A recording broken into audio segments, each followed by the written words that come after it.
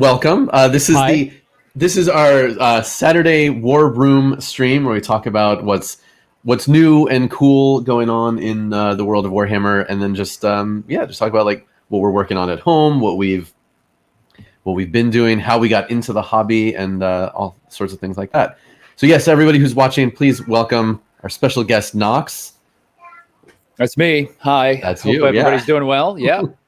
Excited to be Yeah, here. Excited to talk Warhammer. It's been a while. I'm so busy right now that I haven't had a lot of chance to hang out with some friends and shoot the shit about it, you know?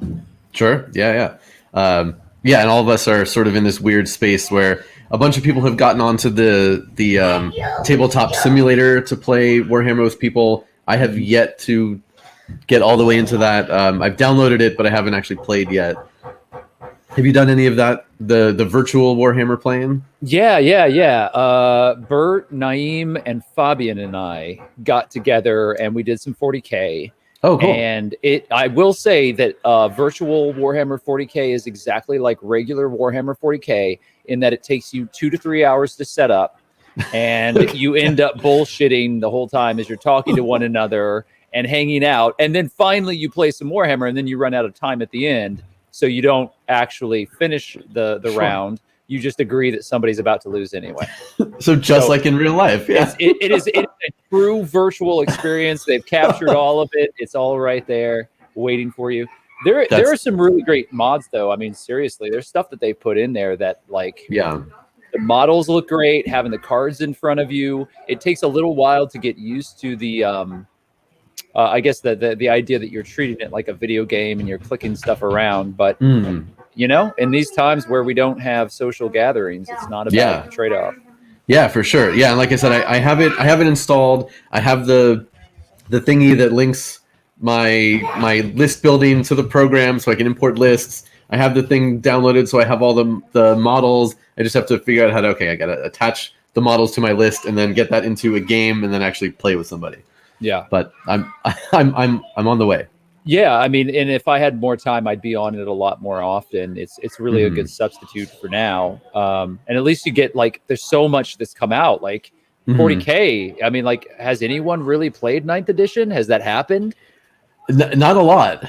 There have been places where I see in groups, I see posts of people who are playing in stores and they're doing, they're wearing masks, but that's about it. And I guess that's okay in some places. But yeah, there have been a couple of tournaments. I know that there was a big one in Australia, which is a country that's doing a lot better than we are.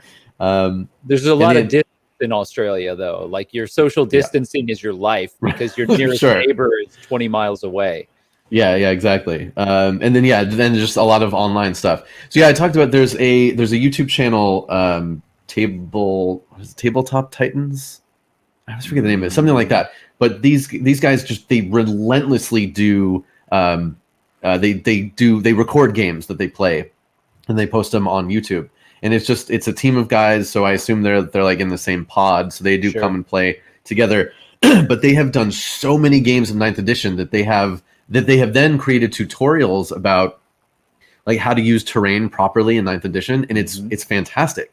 But which again, is huge. I mean, that's the big thing about 9th edition is that they made terrain way better. It makes more sense. It actually adds tactical enjoyment to the game. Yeah, so they did a video that was, I think it was almost 2 hours long, just about terrain and how to use it properly and how to use it to make fun games, and it was fantastic. And again, it's like these people have way more knowledge about this stuff than anybody else because they're actually running constantly these games. So yeah, I thought that was pretty cool. I think it's great too. Like, there's a lot of great content out there. There's just it's a really rich, fertile community right now. Like, you can, if you really want to learn how to play, now's the time to do it. And there's a lot of great stuff coming out. Yeah. Speaking of which, so today was not heavy into 40K. Okay, let me preface this. Sure. I started in fantasy. I'm an Age of Sigmar player. I was really super excited about today. But we'll talk about 40K too. But like, this got me going. This it's coming up Noxweiler because there is some stuff in here that is, I'm 100% on board for. I have so much gray plastic. I'm going to get some more. I can't wait. Now, and I should say that wasn't a surprise. We knew that today was not going to be 40K heavy, or maybe have 40K at all, because they did tell us that it was going to be Age of Sigmar, Underworlds, and Warhammer Quest that would be prominently featured. And it was so-called, today was the Lords of the Mortal Realms preview. Mm-hmm. And as far as I know, nothing that was shown today got spoiled in any way beforehand. I was blown away. I had no idea. Sometimes that happens. Yeah. Yeah. Sometimes they were really bad at keeping secrets, and sometimes you don't know. Mm-hmm. Yeah, exactly. So we've got a bunch of new elves. Yeah, it's like the Sword Masters of Hoth have been reborn here. Yeah, so these first ones are the Venari Blade Lords. Mm-hmm. And they've got all the sort of traditional stuff. They've got a little bit of the scale armor that you can see, a lot of clothing, and then like these great banners on their backs. I know, the back banners. A lot of options for doing freehand artwork on your models. Mm-hmm. Yeah, I mean, they're just A+ design. The Lumineth were, I think, I don't know. It feels like they got kind of a lukewarm reception, but they keep putting out great models. Yeah. I think Techless really helped that line. I think when they got Techless out, and so you get the Sphinx, and then the line starts to make a little more sense. Because the first releases were like, here are some pointy elves on horses, and you all were complaining you didn't have pointy elves, and now you have pointy elves. Yep. So we've got some of these sort of like standard troop kind of things, and then this thing is rad. So this is the Venari.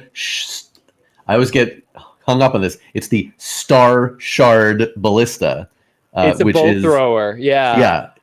And again, we've seen things like this already in Age of Sigmar, especially with the Stormcast Eternals have a magical ballista that looks sort of like this, but on its side. Yeah. But yeah, I love the oversized quiver over here. That is literally on his back. Like, it's ridiculous. They've taken so much from the original fantasy high elves, and they've modernized it. They've used the technology that they have to make these amazing sculpts. This is so believable for like a very elegant elven society and how they would operate and the kind of tools that they would use. It's beautiful. Yeah, it's really rad. Those lights, like the lights at the bottom. Lights around the bottom. Yeah, I mean, like, are those mystical wardings? Do they infuse it with magic? What do they do? And while they've made a very conscious choice to stay with this white palette, like I'm looking at that and I'm thinking blues. I'm thinking like cool empty light that you can get a good glow off of and do a bunch of OSL, Yeah, I had the same thought, and I'm sure some maniacs will put LEDs in those somehow and have it actually light up. Oh man, I've been studying some lightsaber LED stuff for Legion, and the technology is there. I mean, like, there's so much happening in the community right now. Yep. And then we've got a little bit of a terrain piece, the Shrine Luminor. And again, combining all of the different elements that we've seen in some of the elf models leading up to this, with the rocks and the trees and the water. Without getting too derivative, they have taken Eastern culture and they've found a way to not make everything Western inspired. I think that gets really stale. And I think that there's a fine line there, and you have to be careful that you're not appropriating. But like this feels like such a love letter to Japanese architecture, and there's just like an elegance to it that is different than what we typically see in Warhammer. Yeah, and I think you bring up a really good point, that you can see those themes and inspirations, but it's not ripping off. And it's not cultural appropriation, because it's not an actual Japanese temple, with some spikes on it or something. Like, there's some hints, but it is something new. I think it's really cool. And I can't wait to see what people do with the waterfalls on this one. Yeah, because when you think about the Lumineth, their whole lore centers around mountains and air and rock, and this blending of those types of magic. And I'm really interested. My prediction is, and maybe somebody already knows this, and I'm going to get blasted in the chat, but Techless and Tyrion are paired twin gods, and they used to be large lore characters back in original fantasy. And so they've taken Teclis, they've elevated Teclis to a god. Supposedly Tyrion is also a god, and that's Teclis's brother, twin brother. But the warrior side, there's definitely like a Dragonlance sort of like symbiosis between the two. But so the idea that Tyrion might show up with a different faction of elves, and they're all going to be like really martial focused, as these have been really magic focused. And I think that they may cover the other side of the elemental scale. Oh, I see what you're saying. My prediction. Yeah. So you're going to get cool. Like something else in there where you've got earth and water here, and so you might get a little something else on the other side. Yeah, some fire elves potentially. Yeah, fire elves. That could be cool. And then so then we've got heroes. So this is Huracan, Spirit of the Wind, which is an alternate build for Severeth. So again, like we've got this mounted, and then we have all these weird creatures that are partly, part horse, part feline, part something with horns. There was a bunch of memes going around because the rank and file of these kind of look in a certain light like kangaroo. Yes. And there was a lot of, but I love the idea of them being nimble, mountain climbing sort of herbivores. Sure. That have that kind of lithe hopping ability, and the idea of them like hopping down rocky outcroppings and striking and then moving through. There's no doubt the sculpts are amazing. Yeah, and when you're doing an animal that that has those type of characteristics going up and down a mountain, you can either go, you can do like kangaroo with like thin long limbs, or you can do a goat. I mean, that's pretty much the only ways that it visually makes sense. These are super neat. So then there are these like crazy acrobatic, where we've got these models that are going to be attached with these tiny fine points. So be very careful building and transporting these models. Yeah. I mean, I don't know though. Like it looks like that foot is pretty firmly attached, but then again, you pack it in correctly, it's going to snap right there. Sure. Yeah. And then I know people have already made images of this one going up against the Slaanesh duo, where there's a guy on the bottom and then the demon on blaster. Top. Yeah. This again goes back to that Tyrion Teclis thing, though. The twins, martial and magic together. Yeah, for sure. And you get a bird. You get a little animal. Throw a bird in there.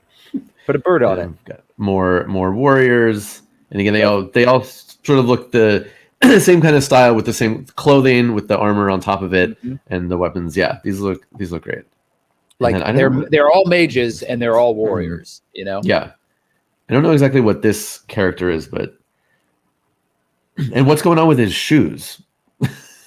There's a lot of Eastern inspiration here. There's a lot of there's a lot going on. I'll tell you, I love the idea of staves that are also functional lanterns. I like the idea of magicians that are powerful, but not so powerful that they don't need to use a flashlight from time to time. Sure. And that's definitely this guy here. And then I think last of these one. So then again, another. So just they kind of gave up and just did a regular flying base. Which... I'm not sure there. Like, is that a clear plastic, not part of the model flying base that they're trying to say is like, not part of... It looks like, but it does look like there's some definition to it. Because it looks like I saw it. It looked like a stream. It looked like the cloud was peeing. It looked like there was like a stream of pee coming out of the cloud. And it doesn't help that they have the little tuft on the bottom that looks like it's splashing. Yeah. Yeah, we'll have to see when they reveal what the sprues look like at least. And again, it's going to be a resculpt if I were going to touch it. Yeah, banners are great. This is again classic Warhammer. Warhammer was where you get those larger banners and the standard bearers that really stand out. At least in the elves, they actually wear helmets though. If this was a Space Marine, there's no way he'd be wearing a helmet. No, because they want to be shot in the head. And then this, which again, this is the alternate version of a sculpt that we've seen before, with the swoopy base and the character on top with that cool. I don't even know how alternate Foxy it tail. is. Yeah, I don't. Yeah, like, it doesn't looks- look that different. It just looks like they painted it differently. Yeah, that could be. Cool. And then of course we got the book, and and then there's this thing. So Yeah, this is where it starts getting really excited. So because I don't know what they're doing. They're just like, hey, by the way, we didn't forget about the undead. Yeah, and we're gonna go with just like, so we've so there's a ghost in here basically, but then it's shackled down with all of this heavy. It's sort of taking that, you've got the light ethereal ghost things with these flowing robes that dwindle off into nothingness, but then we're gonna weigh it down with wood and metal and chains. But it's a cool look. So the chain rasp in the Soulblight, no, the Ghost faction within Age of Sigmar, and I have so many of them. I should definitely know this. So they changed the names, the Ghosts. The Ghosts. Yeah, they're Ghosts. They already have a lot that are kind of in this vein. They have in the box set that you get for Soul Wars. There is a really great executioner, and it's a flying wraith. And on the back of it, it has a noose and a gallows, part of a gallows that is hanging on its back. And this is the first time they've done this. I don't know why they've decided that this one special model is worth releasing. The only thing that I could think of was that they're releasing a box for Underworld, which we'll find out about more later. And you get this, plus you get also, they've released more Stormcast, another Stormcast hero. So it feels like maybe they tie together there somewhere. Yeah, that could be. Yeah, oftentimes when Games Workshop shows off new models like this, we don't know exactly how they'll be released. And inevitably, some of them will be packed in some sort of a gigantic box that you have to buy a million things just to get the one new dude. Yeah, these feel like special, like buy this thing that you already have 50 of, and we're going to give you the one leader, and then in like a year, we'll release this one single. Yeah, and that's fun. Yeah, which we'll talk about a little bit with the more recent 40K news, not new as of today, but lately. Yeah, so then there's this. There you go. So these little hammers are tassels on his clothing, and I guess this is like the superhero landing pose? Yeah, the 3-point Spider-Man. And as it hits all the, I don't know, Superman. It's more of a Superman pose. Yeah, I don't like it. It's a combination of those, and then I do not like that unhelmeted head, but I rarely like unhelmeted heads when I have the option to put a helmet on it. But yeah, I don't know, something about this just doesn't work for me. If I were going to use this, I would forget the base. I would get rid of the flying little cameras on the back. I'd clean those off. I'd either sculpt or find a really long flowing cape that was just like all over the place. And then I'd mount this sucker onto the back of like a griffin or something like that. Ooh, there you go. Sure. Yeah, I mean, I do like the armor elements, all the sort of the lion heads. Yeah. So that's cool. And it's a theme that at least goes through what he's wearing. But yeah, I don't know. There's a lot of good stuff, but the little mini flying hammers in the back really don't do it for me. All right, and then the white WIGHT, which they do make a joke here, although you can paint him any color that you'd like. Get it? White King. Yeah. But they're the skeleton models they've shown lately, especially for the Cursed City, are just amazing. They're beautiful, beautiful models. Well, so this is not part of the Cursed City, though. Right. Which is like, why are they doing this? And I have theories. Okay. But the idea that this is like slowly creeping back towards certain things. And if you look, they don't say, I mean, it would be obviously, but they don't say specifically Legions of Nagash. They don't say Ossiarch Bone Reapers. They say Death Rattle. And Death Rattle is a faction that they've not released a book for. And so I think we're getting Death Rattle, and I think we're getting vampires very, very soon. And I don't know that they would release those two back to back necessarily. It feels like they would do one and then Yeah. come back to it. Mm-hmm. But as an old school vampire, like I was playing undead in the early editions of Warhammer Fantasy, and I still have square based troop models that it's like that's how far back those go, and they're still using the same plastic zombies that they were using in 1995. No joke. Yeah. No joke. They were some of the first plastic models that were released, were zombies. The very first box, and I had this too, which I loved this box. This is the box that got me really excited about Citadel back in the day, was the Skeleton Army box. Are you familiar with it? Yeah. It was like a cube, right? And it was just full of plastic. And like Games Workshop wasn't stingy then. They didn't know what they were doing. So they put an entire skeleton army into one of these boxes, and you could build 100 skeletons, 2 chariots, and mounted combat. Like you had cavalry, you had the whole army literally in one plastic box. The thing cost, I think, like back then it was really expensive at like $60. Sure, right? Expensive then, yeah. Nowadays, I mean, a start playing gets you what, like 1 unit and 1 monster and maybe a hero. Yeah. Yeah, it's interesting though what you're talking about how they might be bringing back these sub factions, essentially making them full factions, which also would tie in with the Cursed City, because then those hero models you could swap in for units in these other armies.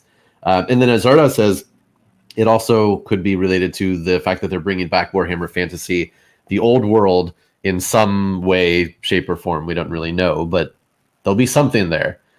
We've been talking. We've been discussing theories that as Age of Sigmar seems to be trending more toward elite units, especially all of the Slaanesh stuff we saw the last few weeks, even the infantry being on bigger bases.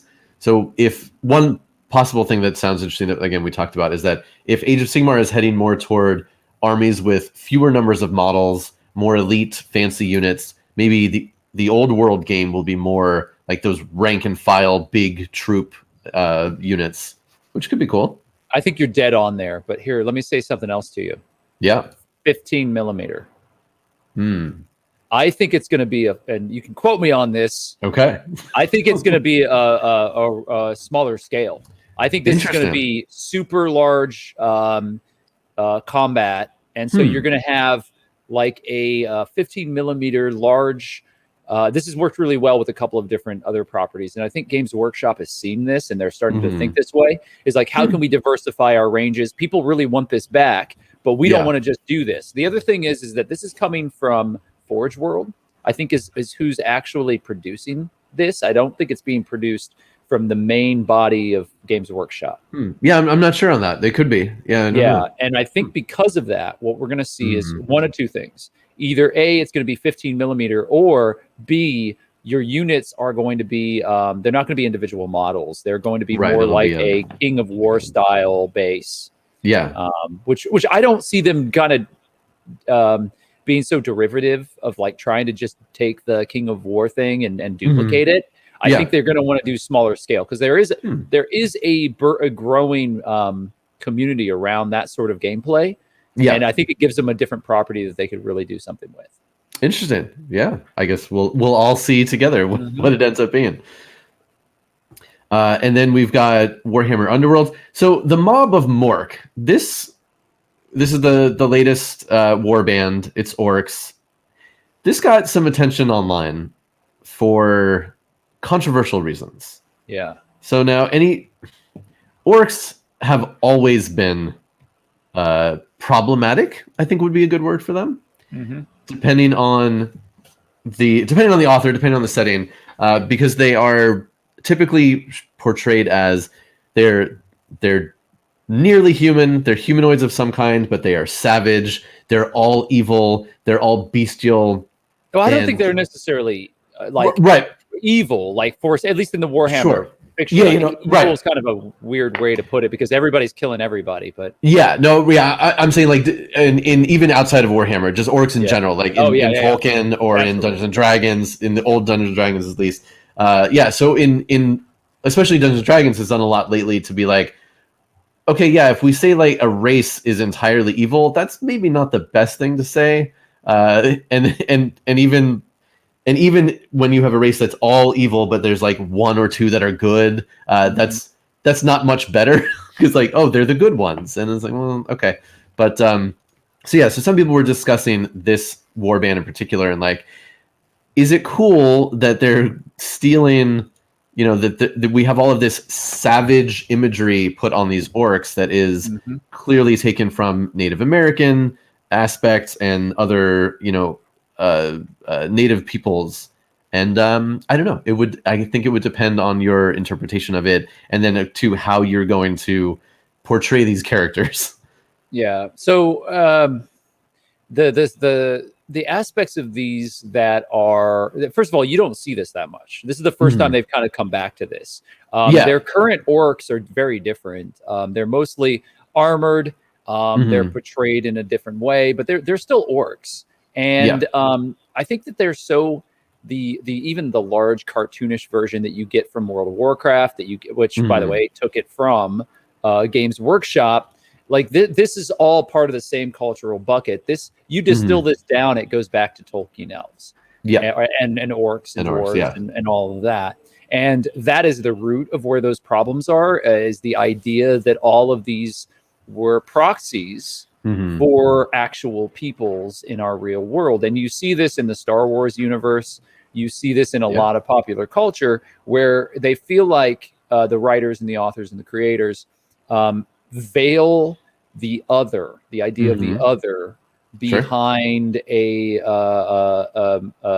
supposed fantastical layer, right? So that they can make commentary about their real world and the people that are outside of who they are. And more often than not, because of the way that this culture has developed, in the way that, you know, white men have been at the center of these conversations in sci-fi and fantasy for so long now, that it usually is, you know, these are not, you know, white men in a position of power. These are duplications for another group. So I absolutely hear that.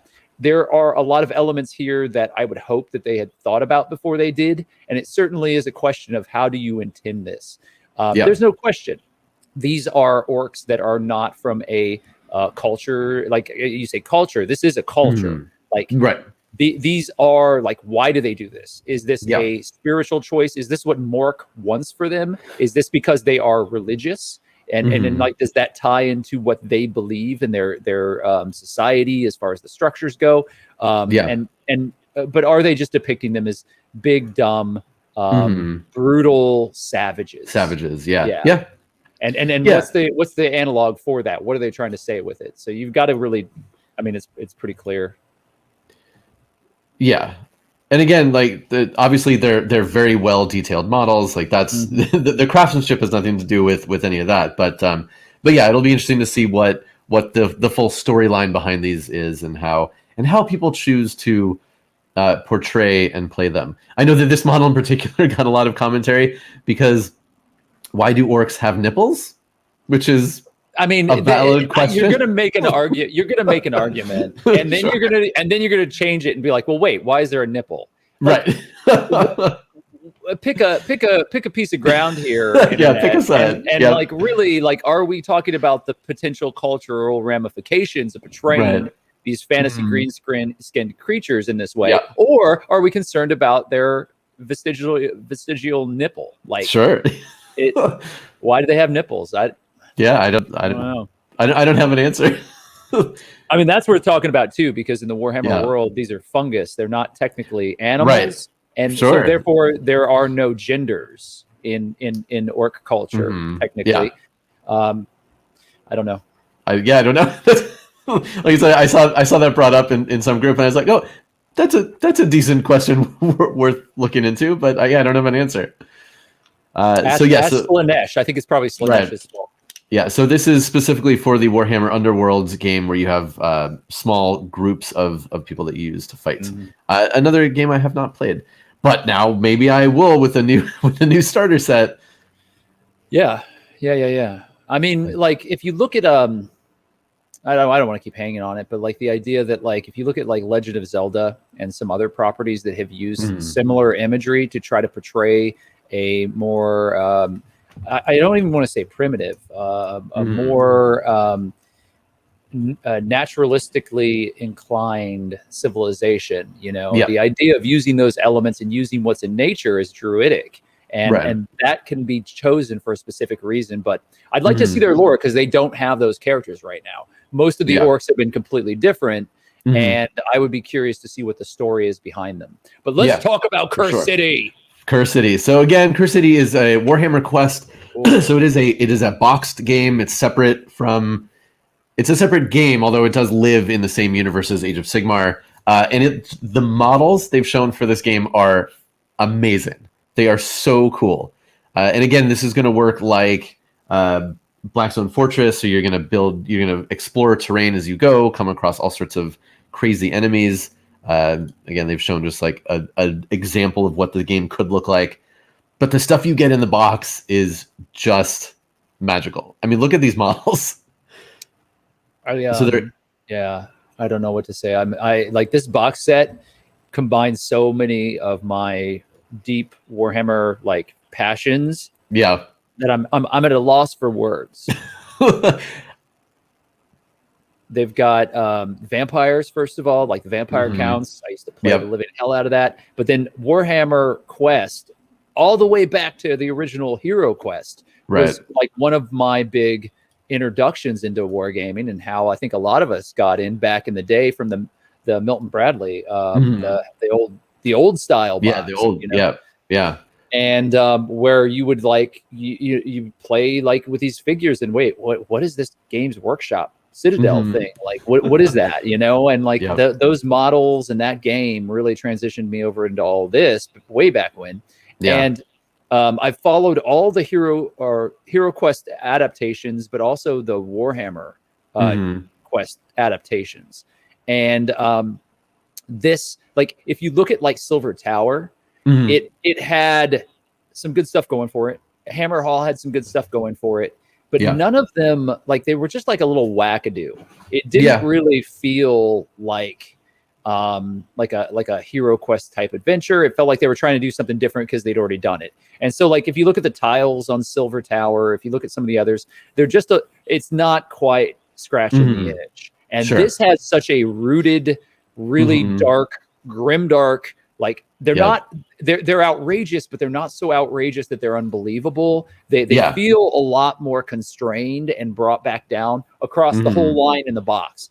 And there is some serious design chops happening here that I haven't seen from Games Workshop in a while. Like, they've done some great stuff. If you look, we were just talking about the Lumineth Realm Lords and some of the other things that are coming out.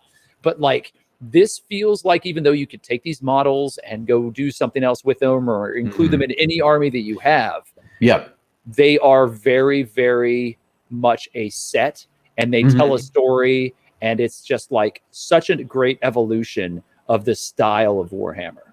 Yeah, I was just thinking that exact thing. That one of the cool things about the boxed games is that yes, these are models that you can take out and you can plug and play them into your standard 40K or Age of Sigmar model or Sigmar games, but they will stand out. They don't look like every other ogre or every other human. These are going to stand out from your other models.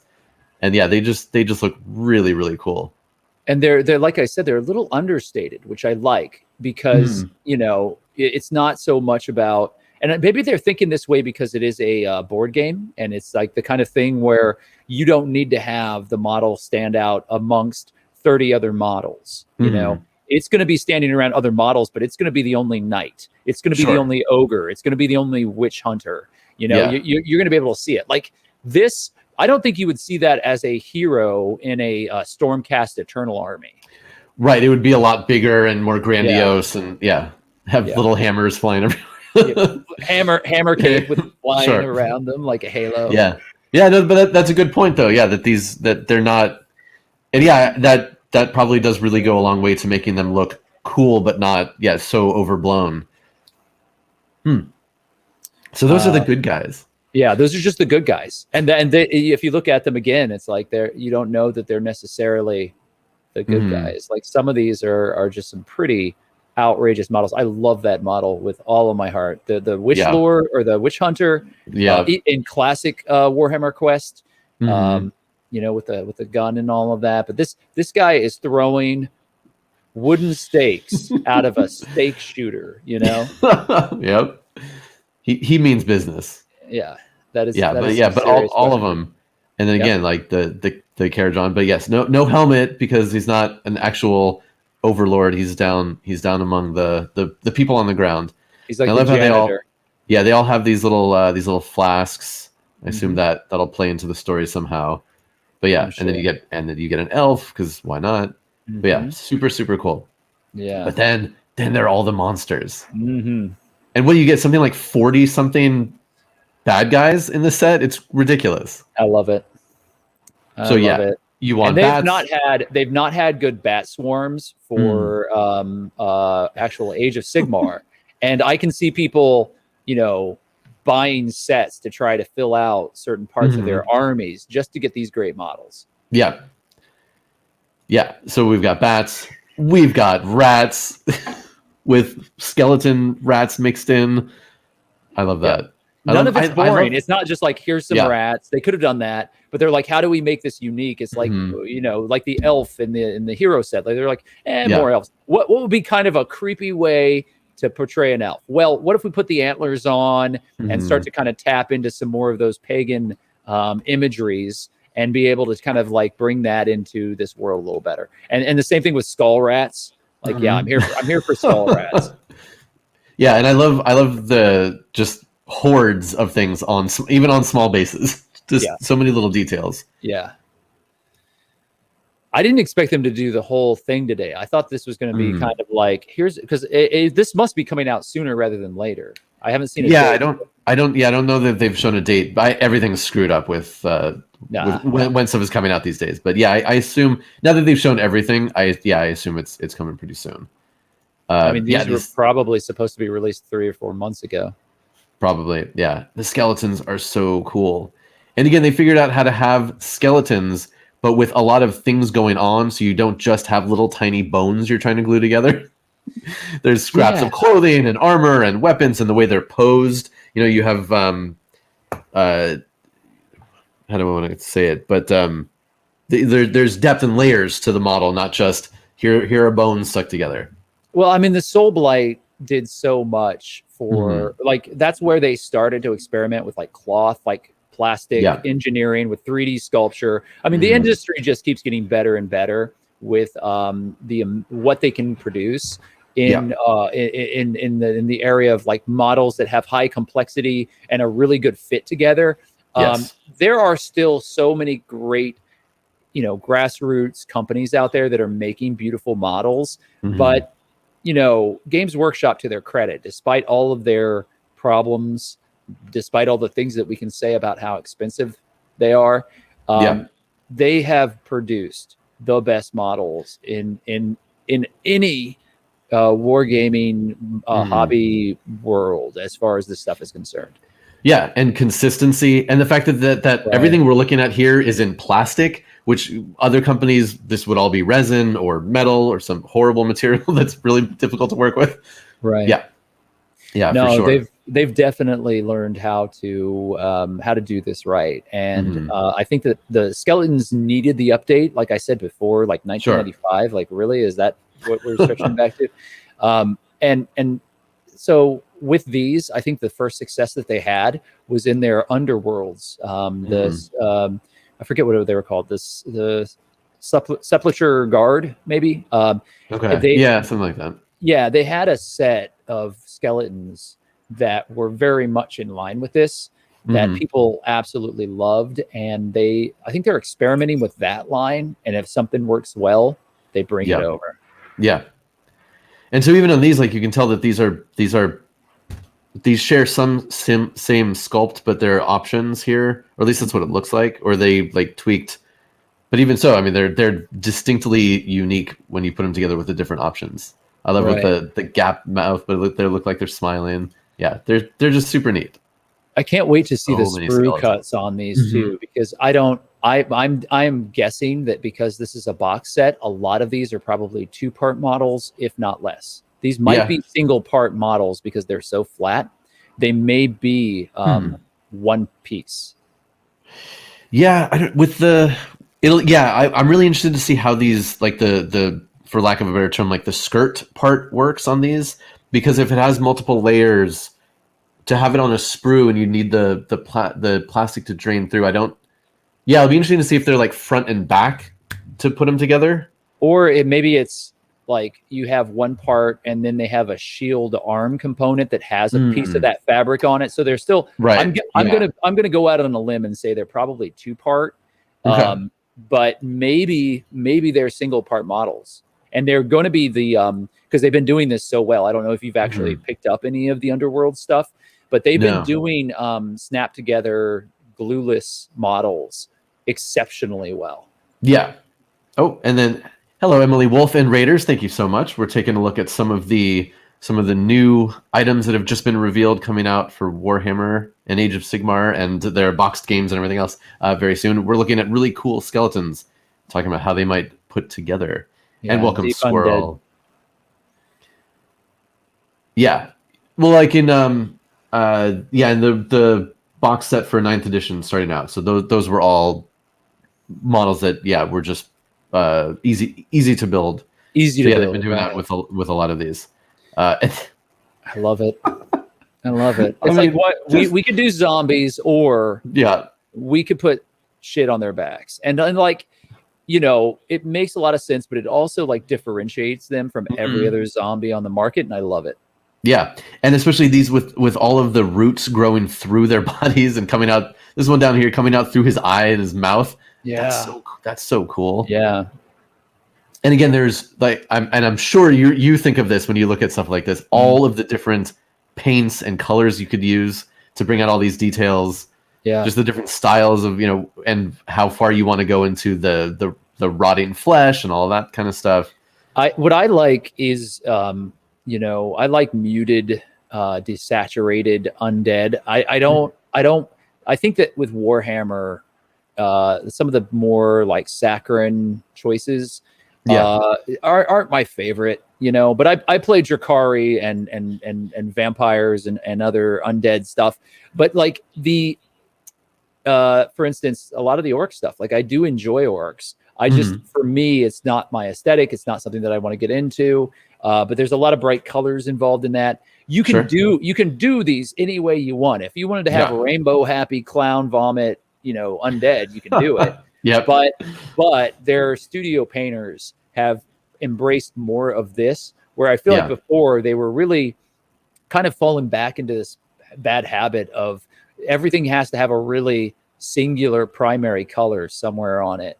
Right. And I'm not a fan of that. And these don't. These are all like, it's still though, you can see everything. You can tell the story here and it makes sense.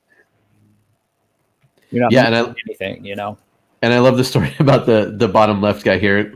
He's you see that he's missing an eye, and the crow standing on top has his eye. Has his eye. Yeah. I mean, it's just good sculpture. Such a great little detail, yeah. Yeah. Storytelling in these models. That's what I love. Yeah. And then there's just and you can see that these are the same models, just painted differently. Are there any difference in the No difference in the sculpts, just in the treatment. These are a little more saturated, but not, again, they still didn't go overboard. Yeah. So just super rad. Oh, and that's not even the big bad guys. No. So these are the BBGs here, yeah. Yeah. Just so much detail, so much cool stuff.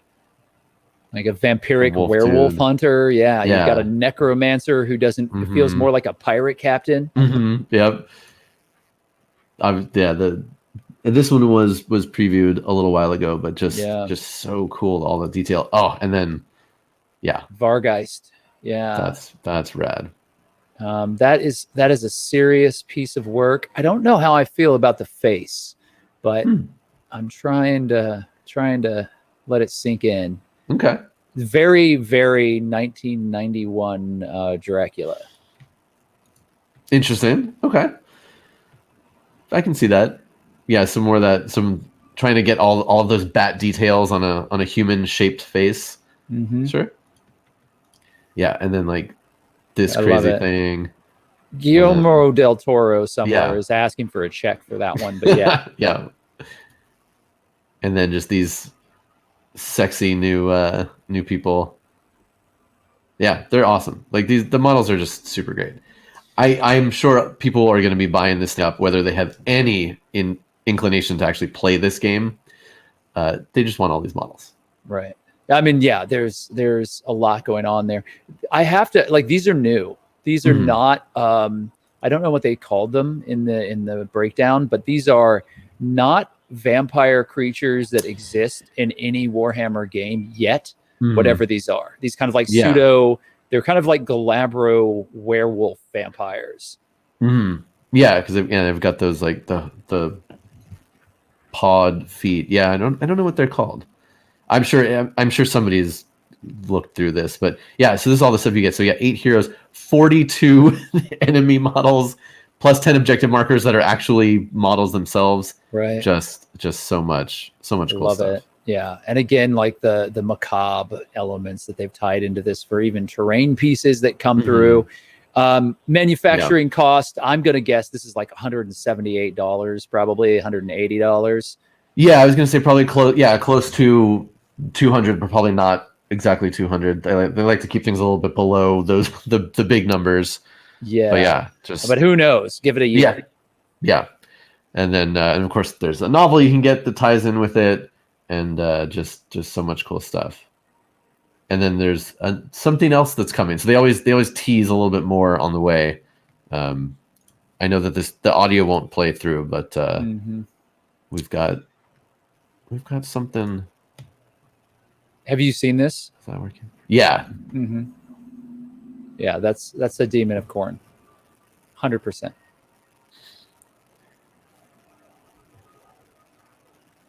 It's a what? It's a demon prince of some kind. It's probably... That looks cool. The base looks super rad. I'm sure people in our chat know who this character is. I don't offhand know who the first prince is referring to, but I'm sure somebody does. Yeah, I think it's I think it's going to be interesting. Like because they've dealt with Zinch has gotten an update. Slaanesh has gotten the update. Nurgle got the update. Now it's Be'lakor. Okay. Yeah, no, I know. I do know the character Be'lakor. I didn't know that he's the first prince, but that makes sense. So I guarantee you, they're working their way up to a Khorne update, and it's going to be a lot, probably, right? Like, yeah, some of those models that like they did that first, like 2 editions back. Like Khorne got an update. And then they started updating everything else, and Khorne now is kind of behind, so they're going to get back there. Right, so they'll leapfrog over. Yeah, and there were those Khorne kind of like minion-y things at the beginning of Age of Sigmar, but it wasn't like a really impressive. Yeah, so that definitely could use some new stuff. Yeah, I think they're looking for a place to do that. So Nox, tell us when. So not when did you get into Warhammer, but when was the first time you heard about Warhammer? In any way, fantasy, 40K, anything. The first time was really far back, but I had a local game store called the Wizard's Keep, and that was back in little town in Indiana, and it was very small. Okay. And my father was a huge Civil War historian, like loved studying battles. We would take vacations to certain battle sites, and my family had Yankee soldiers in it, and a lot of people that were officers for the North, and really just there's a large heritage there. And he was a fanatic about the stuff, ended up kind of doing some recreation things. Oh, wow. Okay. Also was trained himself to be a blacksmith and to be able to forge muzzleloaders and rifles and period appropriate black powder arms. And so he was always like kind of seeking out ways to, learn more, to try to find things. And it so happened that this game store had a very large Civil War miniatures collective back in the day. You probably would never find that now at all. Yeah. But they were playing 15 millimeter war games that were recreating battles and things. And so he would go just to check it out. He didn't want to play the games. He didn't really care about the games, but he liked talking to the guys about, the equipment and, all the stuff that kind of went into it. The accuracy. Yeah. The accuracy. Yeah. He was a nerd in his own way. And that wasn't my flavor, because I grew up in the, in the era where there were a lot of amazing movies and television had a cultural revolution. We had Star Wars. We had all these things that really just fantasy was my thing. Right. And so I had already read a bunch of fantasy books, but was always dragged along to go to this stuff. And like, it was kind of a family thing to do. Yeah. My brother, my father, and I would always go down to this game store. And I picked up, I had some money, so I picked up something that just immediately drew my eye from across the shop.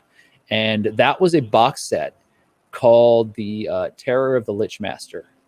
And the Terror of the Lich Master was one of Games Workshop's original products that was built as a D&D supplement. Okay. Back when Games Workshop was making content that was really just derivative and sort of like an answer to the American Dungeons and Dragons phenomena. And so they were making miniatures, but they were also they had just started that. They were really making supplements originally. And so you could buy one of these boxes, and inside of it, it would have this little rule set and things that were kind of generic that you could use on top of any game, which was really popular back then. And funny enough, it's really popular right now. And so this box set, the thing about it that really attracted me was the cover. I've actually still got the book. Like, I've still got it. It was this undead horde rising up from this grave barrow. And it was just like really unique art. And it was the Blanchet art. And like the at the time period, like, you didn't like, that was a style, but it wasn't like that, which was kind of scratchy and there was a lot of stuff going on with it. And so I immediately was drawn to this. And when I picked up the box, what I didn't realize was the interior was full of cardboard houses that you would build. Okay. And so you'd cut them out, you'd glue them together. And at the end of it, you would have an entire village, and you would have the board. And then additionally on the back, and this is how you know this was a long time ago, because on the back, they gave you all the figures. They were cardboard cutouts. And you'd cut out all the miniatures, and you would set up the miniatures, and then you would go through and they'd have all these different scenarios. It was like a farmhouse. And you'd have the Boggle family, and the Boggle family was under attack by these undead, and you would play out the scenario, and whoever lived from that scenario, good or bad, would then go to the next scenario. And then you would fight again, and you'd add your old troops into the new troops, and however you did in the last game it was a campaign. And it wasn't really D&D. It was more of like a Warhammer, sort of campaign. And I like, to this day, like, am still in love with that set. But it started me down a dark path of spending a lot of money on things that don't get painted. Sure. we all have a lot of that. But we should say on the other hand, though, you do some very, very cool painting and hobby work in general. So tell us, how did you get into that side of things? Mini painting and all of that. Yeah, I mean, it's all downhill from there. Like, I had the Terror of the Lich Master box set, and then I kept going back to that store like weekly. And I was mowing lawns and washing cars and, running errands and just doing anything I could to gather up enough capital to throw down. Because even then, like, the import cost of what Games Workshop was offering was super expensive. And there were cheaper figures out there. Like, there was other stuff out there. And so, like, I started to experiment. I got into a lot of the Dragon Lord series, which was a Grenadier Models line. Okay. And so they had a bunch of these really great dragons. And I started out by like, okay, well, let's put this together, try to paint it and see how it works out. and I did everything wrong. You know, I was like 12 and I was Sure. like, whatever. So I used, you know, it took me a while to figure out how to glue these big metal, because they were made of lead, not pewter, straight lead. And I don't know what it says about me, but at 12 years old, I was sitting there playing with lead figures. And so I was building all of that. And I was using enamel paint from model cars. And I was, there's just so many like hobby don'ts, you know? Sure. Yeah. I have models where it's just like, what a freaking mess. But I kept doing it, and I kept buying like models here and there, and like getting what I could, and really started to pick up a lot of the magazines, not just White Dwarf, but like a lot of because there was a little bit of a revolution back then in the way that like some of this was depicted, and like it was the birth of the actual style of like how you could paint these in a way that would be more than just like put it on the table and let it represent your Dungeons and Dragons figure. It started to become can somebody paint this to a quality that is beyond this and kind of elevates it. And then people started to have competitions and stuff like that. So I just kept doing it, and I kept picking stuff up. And I immediately started to get into the wargaming side of it, because I started to play those games. And as I did, I started to really develop tastes for what I liked and didn't like. Okay. Were there like painting classes and instructional things, or were you all did you just figure it out all on your own? Nope. So I read some of there was a pamphlet that Games Workshop had, and it's a pretty great like piece of nostalgia now, but it was like 4 pages, and it talks about buying their products. It's the same thing that they do now, which is like, it's an advertisement for their paint. Sure. But they did talk about some of the techniques in there. And like, I figured out what a base coat was, and I figured out that there were washes, even though they were like really primitive washes. And so I started to kind of experiment around, but really there was nobody in my town that was doing it. And so I would bring stuff in and show the owner of the game store, this crazy Viking looking guy named Stan. And so I was like the 12, 13-year-old kid walking in, and I'd be like, Stan, what do you think of this? And I'd show him like a Raceland from Dragonlance that I painted. And I just really clearly remember him looking at it. What's wrong with it? I was like, nothing's wrong with it, but like, you're the only guy around here who does some of this. Like, tell me how I can be better. No, it's good. And then so I was like, okay, great, thanks. You know, awesome. Like that's awesome. So what I did was I started to get into a lot of other art, and I was painting and sculpting. And so that knowledge kind of immediately started to inform what I was doing in the miniature world. And after that, I started to kind of like move that knowledge back and forth. So like what I was doing in model making was being informed by what I was doing outside of model making. And then I was actually carrying a lot of that back over into my other art, my drawing and my painting and all that.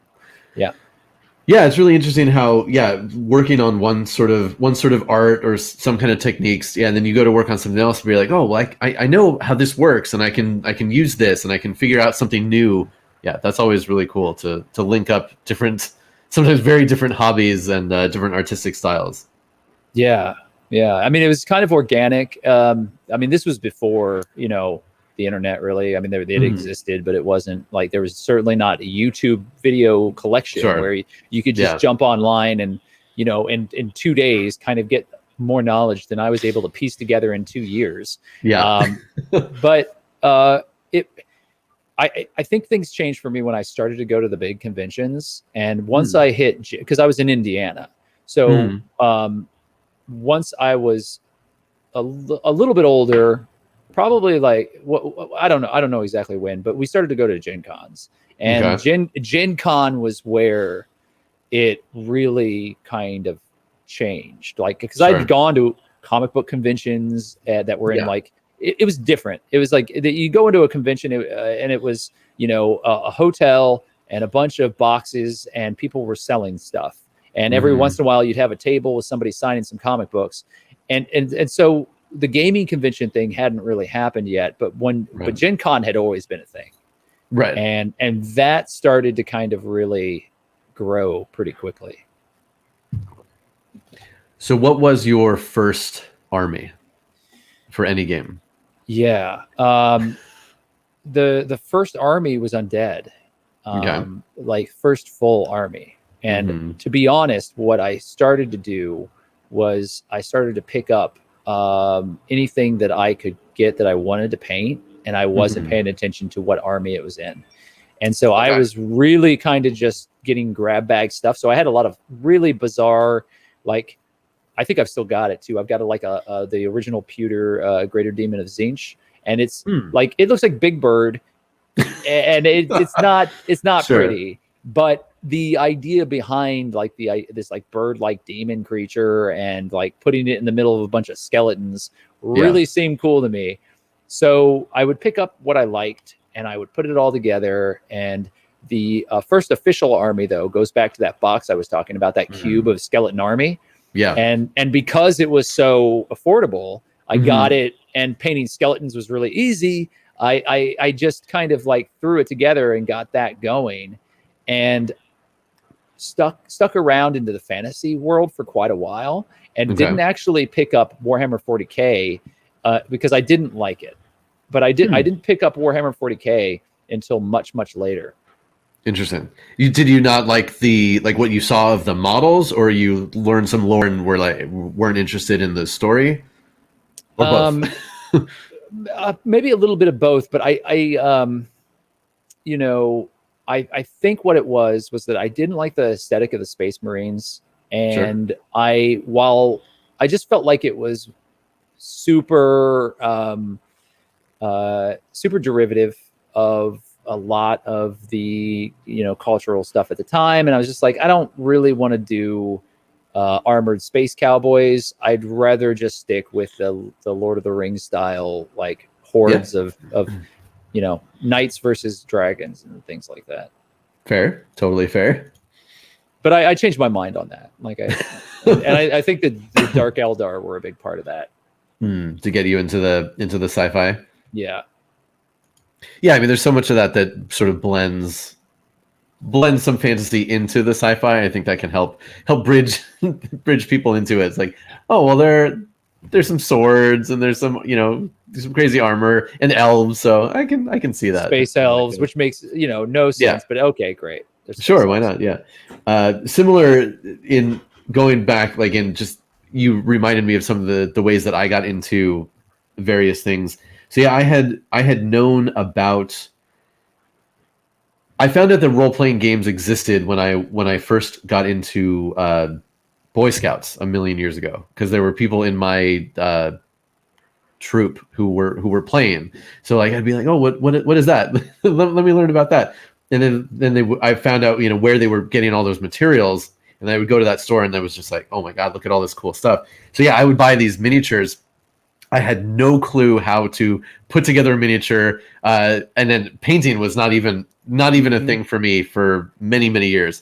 So yeah, I have a box somewhere that probably weighs 50 pounds. That's all these old metal models.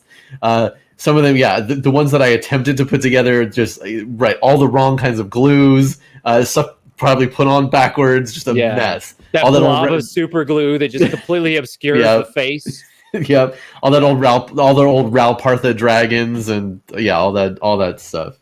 It's great. What did I want? Hold on, I wanted to ask you something specific.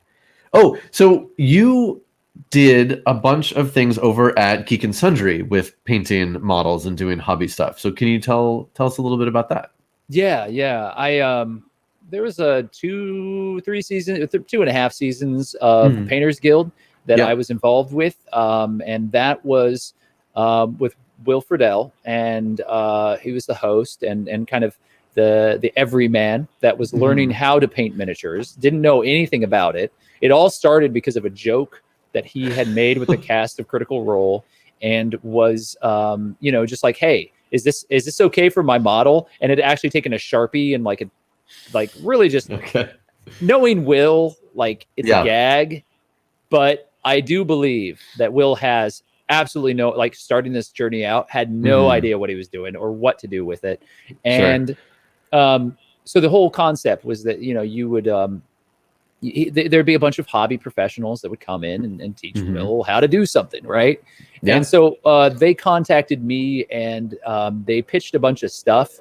And I you know, some of it sounded pretty interesting, but I threw back at them. I was like, listen, you know, I consider myself a good painter, but I'm not a great painter. Like I don't, and I know people probably have seen my shit and are yelling at me right now, but let me be clear about that. Yeah. Like I think that anyone can be a great painter. I personally I'm not the kind of painter that wants to spend, there are some exceptions, but I don't want to spend 60 hours painting a single model. I don't want to do it.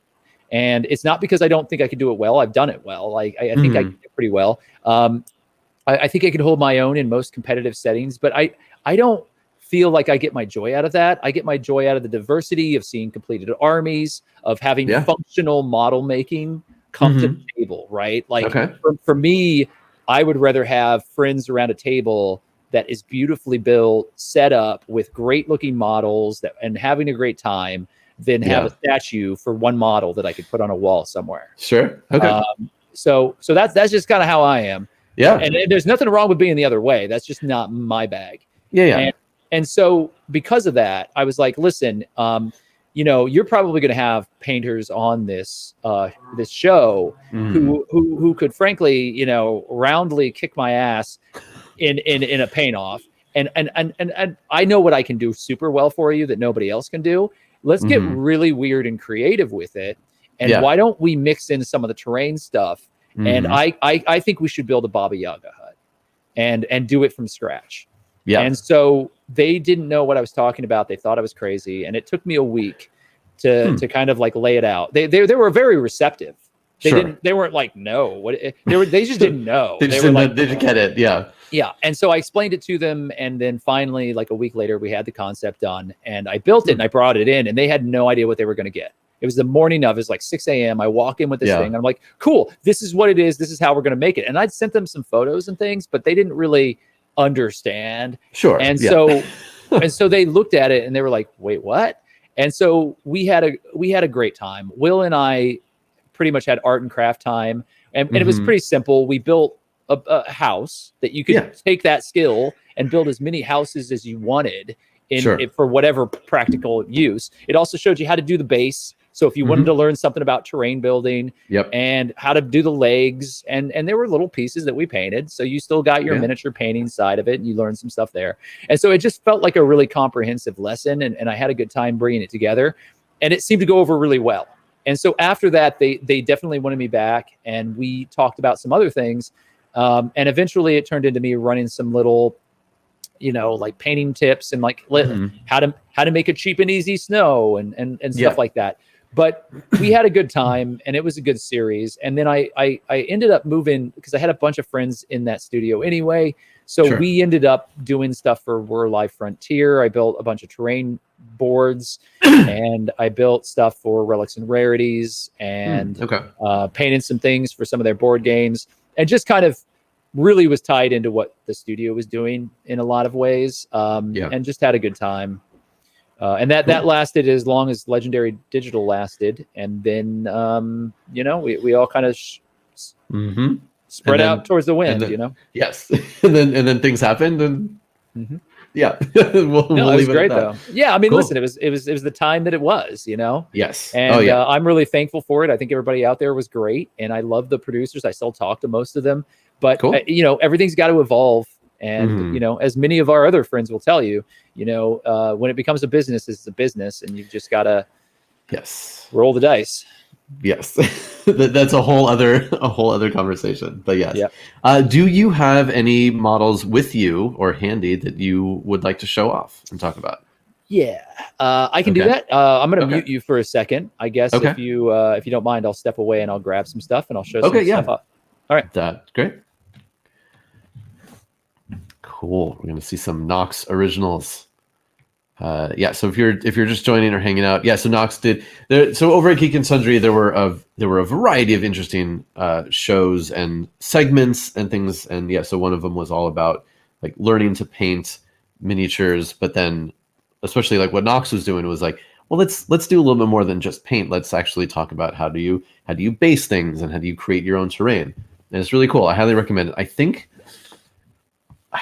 I want to say that some of that stuff is up on YouTube. It's all in the Geek and Sundry Twitch archives, but I think all of that is still behind a subscriber wall. If you subscribe to Geek and Sundry, then you can go and watch that stuff. But I think some of it should be on YouTube. So everyone who is watching, please pay attention to this because we need to name this. So this is the Storm Speeder. It has 3 varieties of how we can outfit the weapons. So right now this is the Hail Strike version with the anti-infantry loadout. It also has the options for the missiles and the las gun and the melta for the Thunder Strike and the Hammer Strike versions. But we need to name this. Deafener is a great idea, especially because we've got this poor guy up here with the guns right next to his head. But if you have other ideas, put them in chat now, and we will vote once we get some ideas. Is that new? Is you're building? It is. Yeah. So we've had this is the second of our community funded projects that I've built on stream with people, and the finale of it. Of course, I will be painting it at some point, but that the community gets to name it. So we get to think of fun names for a model, and then we vote on it and name it. Outstanding. And then yes, I will be painting. I will be painting. Have you heard of the project that some of us are working on or will be working on called the Armies on Display project? Yes, and I was super excited to hear about it. And it sounds like a great community project. Cool. Yeah. So as part of that, so my painting is as I described to just the other day, I have a love-hate relationship with miniature painting. I enjoy doing it. I really, really do. But I have to be in the exact right frame of mind and the right situation to be able to sit down and do it. And I can't do it if I need a lot of time set aside. I can't just do it for a half an hour and that's it. Like I can't. My mind always thinks, okay, if I've got a half an hour, I got to get out all my equipment, get all my prep, paint a little bit, but then I got to do all my cleanup, or I can build a whole squad of something. I'm going to go build models. So I need the time, I need the mental capacity. During the pandemic and having kids and all the other stuff, like I'm always tired. So I'm rarely like, okay, I've got the energy to sit down and paint. And also I have a crippling anxiety of what I want something to look like at the end of a project versus how do I begin the project? How do I put that very first bit of color on there? I think I'm getting better. And one of the things that's really helped me is doing some experimentation. So I have a huge army of Space Marine models that I have yet to paint.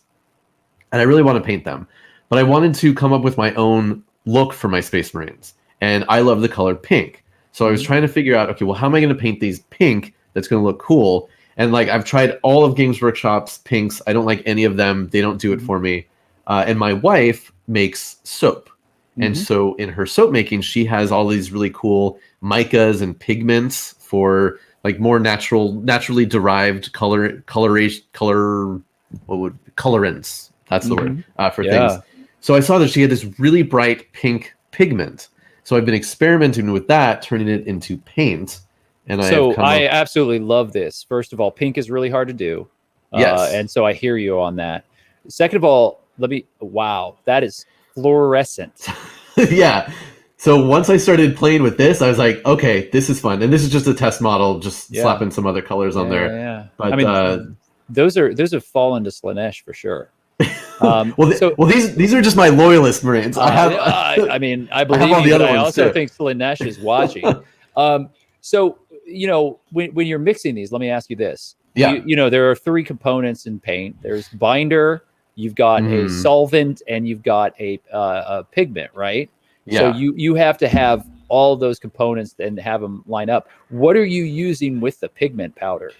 So that's where all like the testing came in. So I tested it with just water, and that didn't work. I No. tested it with airbrush thinner, and that sort of worked. And then, well, honestly, what I found that's worked the best so far is contrast medium. Mm-hmm. So the stuff that Games Workshop provides just to thin out your contrast paints, that's worked really well. And that's then just depending on solvent and binder that's all that is. That is exactly just the stuff. And and by solvent I mean water. They could be water. Part of it is guaranteed to be water, but it's something that disperses. And then I'm sorry, if I haven't said so, I've been writing a book on miniature painting. And no, you haven't. Yeah. So it's going to be public. Yeah, I think I saw you mention it somewhere on social media. But yeah, definitely talk about that. Andrews McMeel, it's published. It's good. It's going to be coming out. We're just in layout right now. But I've spent so much time like breaking all this down, and I talk a lot about the science of painting, but not in a boring way. The whole thing is actually an adventure book. So if you pick up the miniature painting book, because you can get all this knowledge elsewhere, right? So what I wanted to do was create a manual for people who maybe, like you were saying, have trouble motivating themselves. It's part inspirational, but it's also part adventure journal. So you get to kind of track through a series of challenges that give you functional direction on how to begin certain things, like what you're doing. You're experimenting, you're adding color, talking about color theory, talking about some of the more higher level concepts that are very important to miniature painting that don't get used very often in any sort of medium that I've seen anyway. So I put this together. It's going to be coming out within the year.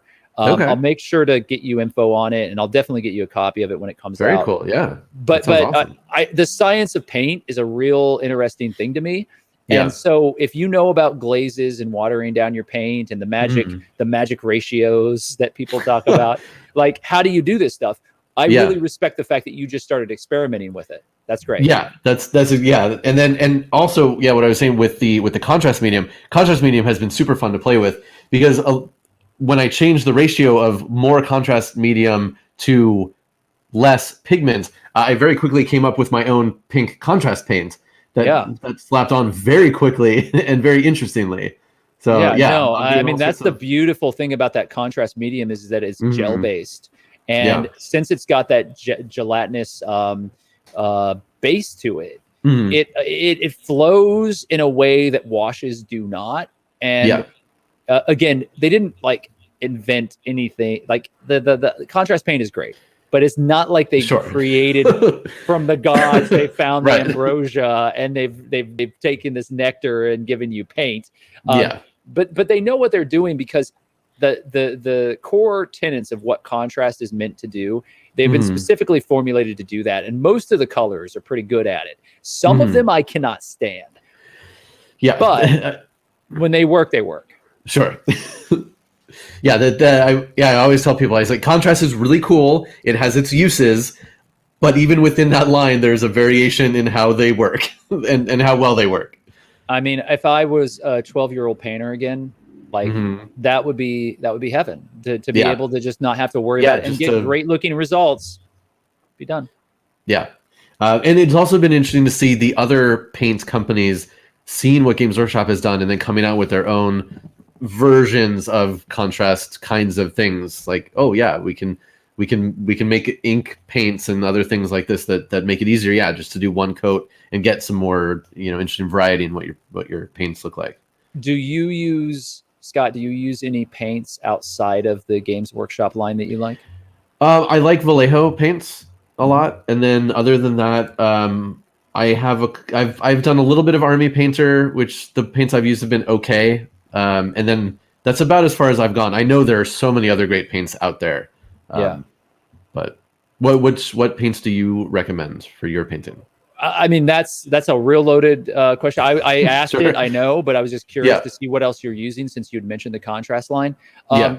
So I use everything. And I've been lucky enough to have some ties with some of the companies and try some stuff out ahead of time and sample some things. But I will say that the paint that I'm using pretty regularly right now is Scale Colors line. They have an acrylic high pigment paint that is in tubes that is a lot thicker than what you would typically use, and then you water it down to create sort of your own. You dissolve the paint a little bit more because it comes out like an artist acrylic. And so you squeeze out from the tube, you get, these really high pigment, high saturation, which Scale Color is known for anyway, right? Yeah. But there's a creaminess to this paint, and it still dissolves with water because it's acrylic. You start to cut that down, and you start to break it up, and you can get a range with what, like, it goes so far. So like one dot of this paint, you could take it, break it down with water, and if you're using a wet palette and you're sealing it, I've used the same little dollop of paint for a month straight. Wow. Yeah. That's awesome. Yeah. I'll put links in if somebody wants to hit me up in DMs, you can always find me. I think most of your crew kind of knows where to find me. Yeah. That's my number one with a bullet right now, though. Like a lot of the Scale Color stuff. But there are so many great companies out there right now. And I've been experimenting a lot because of my Drakari, which, by the way, new book is coming out. The color shift paints. So color shift has been like a thing. People have already kind of experimented with it. I'm big on airbrush painting as well, because again, if it speeds stuff up, that's not cheating. Okay. If you think that you can just grab an airbrush and be great with an airbrush, you're so wrong. I dare you to do it. And if you are, then I will give you the golden demon sword myself. I will steal one because I don't have one. I will steal one and come to your house and give it to you. If you just pick up an airbrush and you're a master off the bat. But like, because I don't buy with that. It's like, you can do things with an airbrush that make this easier, but you have to be good at the airbrush. Right. It's just another tool. It's But I've been doing a lot with color shift paints and working at the same time with an airbrush and trying to get like really, really, really solid results. And I've gotten some great results, and there's some great stuff out there. But that plus templates are kind of where I'm experimenting the most right now. Interesting. Okay. Yeah. And I am about to embark on trying airbrushes. I have an airbrush. We're waiting to get a compressor because the first one we got it came broken, which I guess like half of them do when you get these little ones from China. They just come broken, so we're waiting for a replacement. Do you have a water capture on your compressor?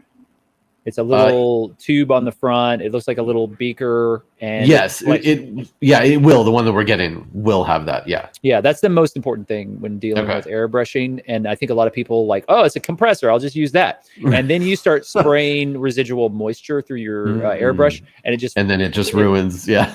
I don't know how. I'm trying to keep my language clean here, but like it really fucks with your airbrush when you're spraying through and there's any kind of condensation on the inside of your compressor. So you need a trap that captures that. And as long as you have that, anything else is going to blow air out, which is what you're looking for. Sure. Right. Yeah. That said, if you're going to invest in an airbrush, I highly recommend Badger products and Badger compressors. And they're American made. If anything goes wrong on it ever, you just say, hey, you call up customer service. You're like, hey, my regulator broke. They'll replace it. And they have the best customer service.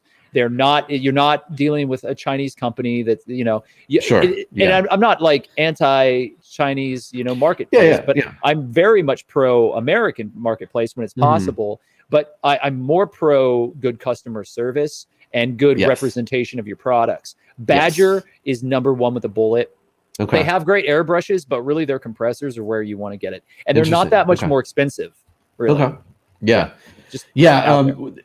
For ours, so again, my wife makes soap, so she was actually looking at getting an air compressor to do sprays on soaps, but more especially on bath bombs. So she found a hobbyist who was selling a whole bunch of stuff. So she got an airbrush and another airbrush for me because we can't share because it's totally different kinds of materials that are going through them. Yeah, no, we're like, don't do that. Even with cleaning, like no, we're not yet. So it's all seeing totally different. But yeah, then we just have to get a compressor that works for both of us. The joke that I always tell people who get into airbrushing, though, is you've started a new hobby, which is cleaning your airbrush. Yes. Yeah, I've watched a lot of videos, so I have some sense of what I'm getting into, all of the issues, and I put everything together and it's not working. Okay, well, you got to take it all apart and check for this, and yeah, I I haven't done it yet, but I understand that there are a lot of steps and a lot of cleaning and everything. There's a reason that not everybody does it. And exactly. Because and listen, I beat my airbrushes up. I really do. But like I'm at that bottom range where like I've learned how to be lazy enough that it still works really well for me. But so many bad habits, and it's so easy to get into because like you're working quick and I'll clean it out later, and then you're scrubbing stuff out and scraping things, and your needles are all screwed up, and it's just a nightmare. But yeah, it works. It's a very effective tool. It speeds things up until you have to clean things. Sure. That makes sense. Okay, let's see some stuff. What do you got? I'll start here. This is a model. If you follow me on Twitch at Scabby Rooster, I do Broom Closet, which is where I do a lot of my hobby work. And usually if I'm doing hobby work, which I haven't been able to do this past couple of months, but if I'm doing hobby work, I'm doing it downstairs and I have the cameras on and people can just come hang out. So come check it out. This is, I have a lot of love for the Goblin factions as well. Not so much orc, but like I love the goblins. Sure. Yeah. And I'm building goblin knights for the Gloomspite Gits in Age of Sigmar. Okay. So they're all going to be very much like, the Labyrinth, the movie goblins. And I'm trying to keep that color palette and the tones and everything. But there's a lot of other monsters that go with it because you've got squigs and things like that. So this is a troll that I... see if I can get good for you. And so this is a troll that I have painted. This is not the best area to be doing this in. I don't have a close-up cam to really get this for you. I can zoom in. Yeah, I don't know if it has a... Okay. Yeah, I can do all that. It's just a matter of actually doing it. It's going to mess up some other stuff, but we'll figure it out. It just needs that... Yeah, you gotta. It's always a matter of like, okay, what's the depth of field on this? How do I? Yeah, how do I adjust it? Or where do I need to? There we go. You're still in focus. It's great. I look good. Doesn't matter. Right. All right. Screw this. It's on autofocus. That's why. Okay. So it's not allowing me to unfocus it. Let me pop out. Do the Wayne's World cam thing here. Sure. All right, look, I'll do it from here. There we go. Hopefully I can put a little more light on it to be sure. Regardless, this is a troll that I'm working on. Wait, you've actually got my camera. Oh, like the crosshairs thing? Crosshairs, yeah. I don't know how I did that. I assumed it was going to go away automatically, but it hasn't yet. Hopefully it does. I don't know now. Okay. I've ruined everything. Okay, so this is a troll that I painted. I'll put pictures online too.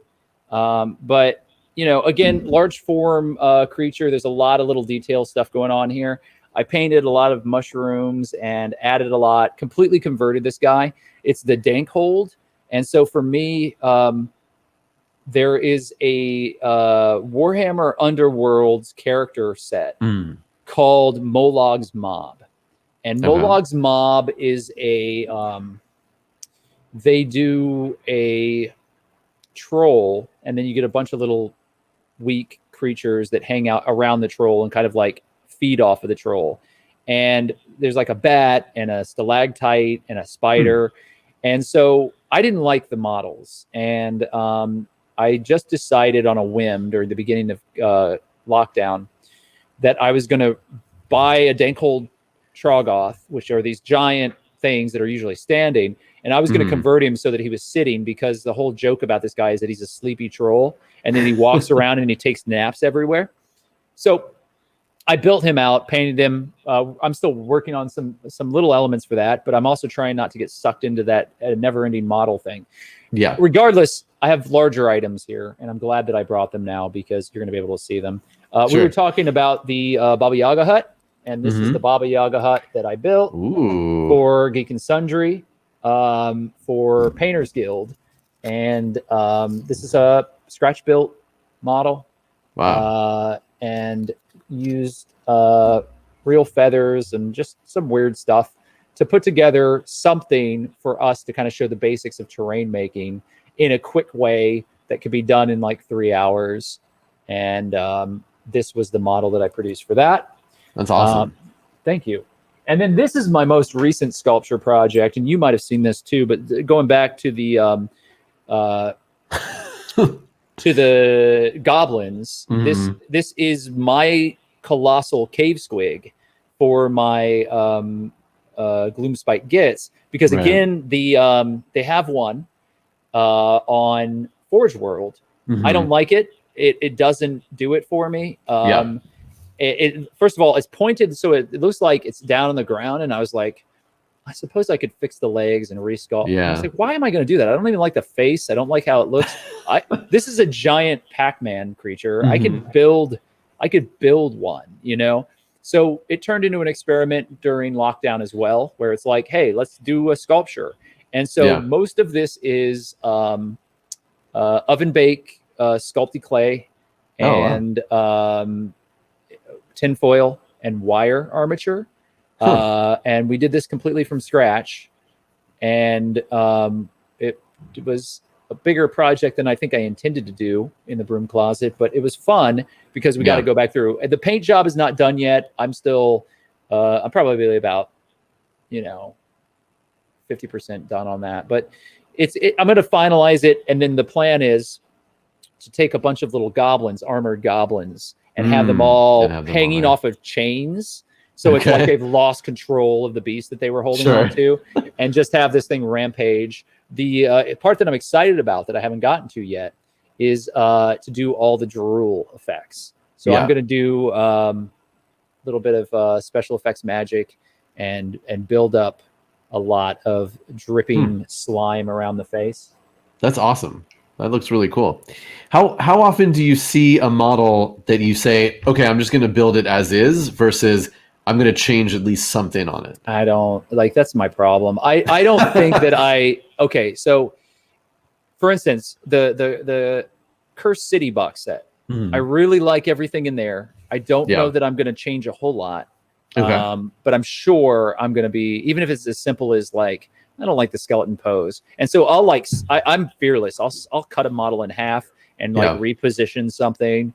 If I don't like a pose, if I don't like a weapon, like usually what I'm doing with Warhammer stuff is I'm cutting out the cheesy parts that I don't like and replacing them with something else. I have giant bins of I don't throw any of the bits out. I don't think anybody does in this hobby. If you do, you're missing out.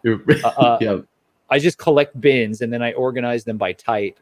And so I'll add so much in, and kit bashing is sort of like a given for me at this point.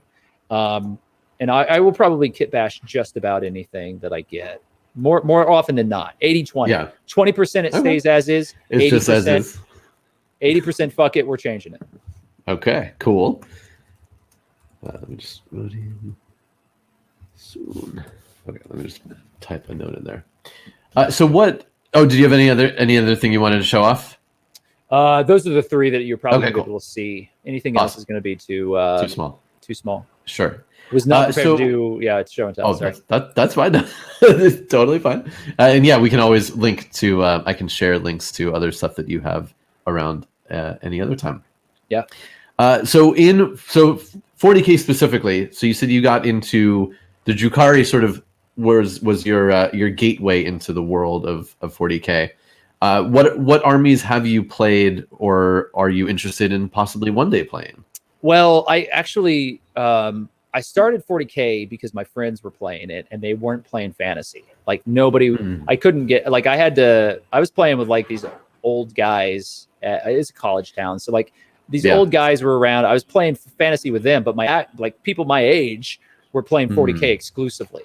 And they didn't even care about the fantasy stuff. They loved the Space Marines. And so I played quite a few games before I had any models, because we'd split up armies and it'd be 2-on-2. Yeah. And so I played a lot of Blood Angels. I played a lot of Tyranids.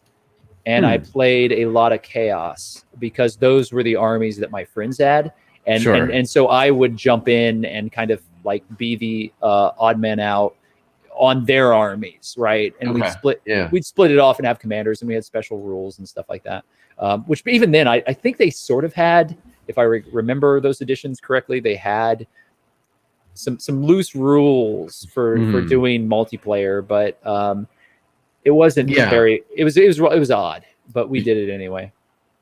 Okay, and then so what was your first, like, your army in 40K that you built and did? Yeah, it was Dark Eldar, and so my friend was playing Eldar, and this was a friend that didn't play with us very often, and so they were playing Eldar, and then the Dark Eldar came out, and it was like the first iteration of them, and I was sort of like, I was very careful about where I was throwing my money because I was already deep down the fantasy hole, and I didn't really want to be involved, but I kept thinking about it. I was like, if I was going to do this, it'd have to be some sadistic, twisted shit to get me involved. And Slanesh isn't cutting it because the Noise Marines were dumb, in my mind. Don't fry me on the internet. It's all I good. love heavy metal, but the idea of heavy metal Space Marine bards actually playing an electric guitar, I don't buy it. And plus, that's not how music would work in the 40,000. Sure. You know, it just you would just think about it, and it would probably project. You wouldn't need to do it. You don't need to press things. I mean, they're cloning. There are so many different alien technologies. You're telling me you're using a keyboard? I don't buy it. So that, I knew it had to be twisted. The Dark Eldar came out, and looking back now, I'm ashamed to say that I thought that they were really cool. Well, you don't have to be ashamed. We change, we grow. They're derpy models now. Yeah, I mean, it was, but at the time it was pretty cool. But those giant helmets, all the poses, and just they hadn't hit it quite yet. But when you compare it to a lot of the other models that were available at the time, pretty impressive. Sure. But you do have other armies though, right? You have a Grey Knights. What is it? Grey Knights? Yeah.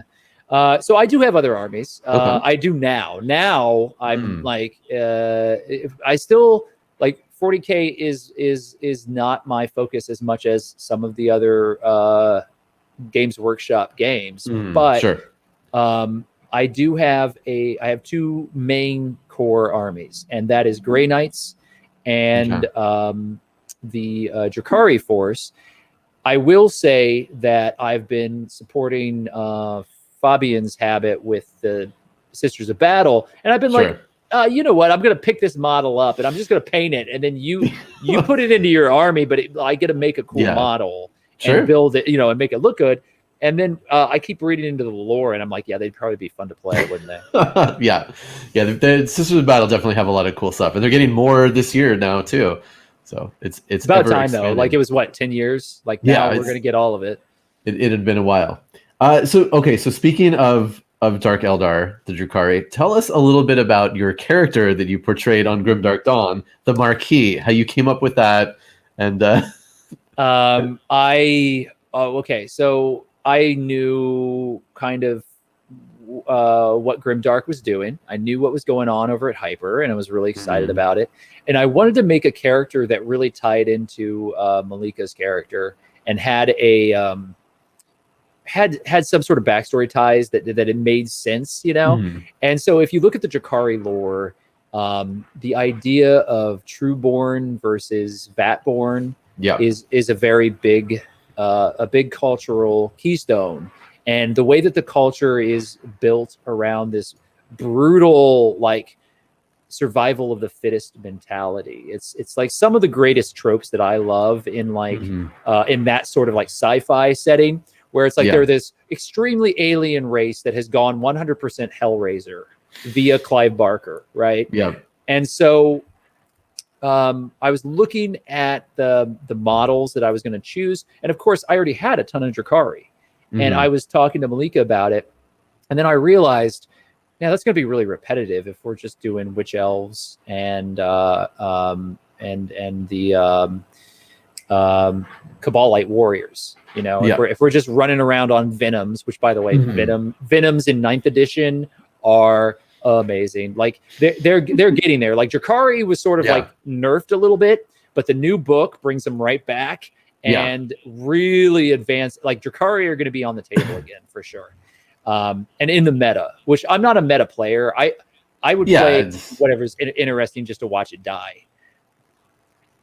But anyway, so the point of that was that I had I looked at the witch elves and I looked at the Cabalites and I was just kind of like, you know, this is a lot of the same. I already have these armies. And then of course I did what I never should have done, which is I was like, you know, the homunculus, I don't have a lot of that faction, and the idea of this genetic cloning, these sadistic scientists, that has some meat to it. And then the whole idea of like having this figure come in and be like a pseudo father figure for Malika, and then that is sort of gelled, you know. And so I did what I told myself I wasn't going to do. I bought a bunch of models and I put them together, and now I have another half painted army. Awesome. So, yeah, but it all is part of the bigger army, so it's not like I broke any rules. It's just it's like just part of the. It all fits together, so it's not like it's wrong. For sure. But okay, but then all right, so that's just sort of where the character. But tell how you came up with like the mannerisms and the personality of the Marquis. Yeah, I mean, I think that a lot of that is owed to probably 90s horror movies and like I said, Hellraiser. And the idea of like this very logical, not even, I don't even think of the Marquis as evil. I think of the Marquis as like true neutral in a very, very twisted sense of, you know, what is genetically going to create the best result? Is it my own death? Great. My death doesn't matter. You know, what is the perpetuation of my work? You know, where does it's Dr. Frankenstein. It's this is an echo of like what's been out there so many times before. But as soon as you put them into a space elf shell, it feels fresh again. You know, but they're also space elves, right? Because you got to add that part too. It's a Marilyn Manson maybe thrown in there. Yeah, but you know, not as much of a douchebag. Yeah, that guy's a total douchebag. It did seem like you had a lot of fun portraying that character. Yeah, I did. Of course. Good. Yeah, I love hanging out with the Hyperhouse, like, and the folks that were involved. Like, we're just friends, and getting to do that and do it in an environment where we got to be kind of free and creative. And like what I loved about Grimdark and love about Grimdark is that it is it's definitely Warhammer 40K, but there is enough like levity tied to it that it doesn't feel like, oh, we didn't get that rule right. Hold on, let's you know. And you were always there to be like, this is the quick answer, and we would just great. We got the quick answer because just to keep things moving. And then like I screwed up the rules a lot because I actually have played probably less of the new I played less at 8th edition than most of the other cast because all of my editions were back in 6th and earlier, right? Yeah. And so I was bringing in rules that were absolutely wrong. And just so like I'd be doing something or counting something weird and I'd catch myself on it or you'd catch me on it. And it was still fun though because it was like learning anew, and you know, whatever edition you play, the game is the game, right? And you get that same bump of serotonin out of hanging out with your friends and, you know, being playfully combative with each other and kind of seeing this what if scenario shake loose. Yeah. And I think that one of the things that some people got hung up on the idea of, yes, there is plot armor. There is sort of a narrative layer where we might say, okay, that game mechanically didn't happen. We're gonna obscure that. But on the other hand, though, that also really helps, to smooth over people not knowing every single rule. You know, not having to go into all of that minutia over every single step all the time. It's like, oh, we can just you know move past that. It's fine. Absolutely. Yeah, And well, I like how deadly the game can be, and like really honestly, Grimdark didn't really pull a lot of punches. It happened, but like yeah, for the most part, like that's it. We love these characters too, but yeah, sorry, that unit shouldn't have been there. yeah, And then, yeah, exactly. And there's a whole other layer when you're playing that way. When you're playing like a narrative campaign, and you're like, well, I want this character to live so that they can take the information they have and get elsewhere with it. And do that is not part of the balancing of the game. Like that's not, they don't think about those things when they're balancing out your commanders. It's like, well, your commander is your commander. They don't think, well, are they going to be able to pass off information? That's not part of the rules. So yeah. It's interesting. It makes it feel real. Have you looked at any of the Crusade system for 9th edition? Have you gotten the chance to check that out at all? No, I played 3 games of 9th edition, and they've all been very much like, let's make sure we understand 9th edition.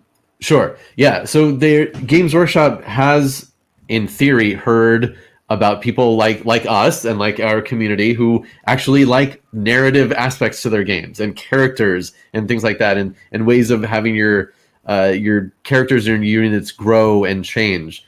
So there is this new Crusade system where essentially you build an army for a campaign, and as you go, you keep track of, okay, did this unit, wipe out another unit? Did this unit suffer, lose anybody in morale? And you keep track of all that, and you get points that you can then give bonuses or negatives, drawbacks to your units going forward. And it's really cool things like if you play Space Marines and one of your character dies, you can pay so that character becomes a dreadnought in a future game.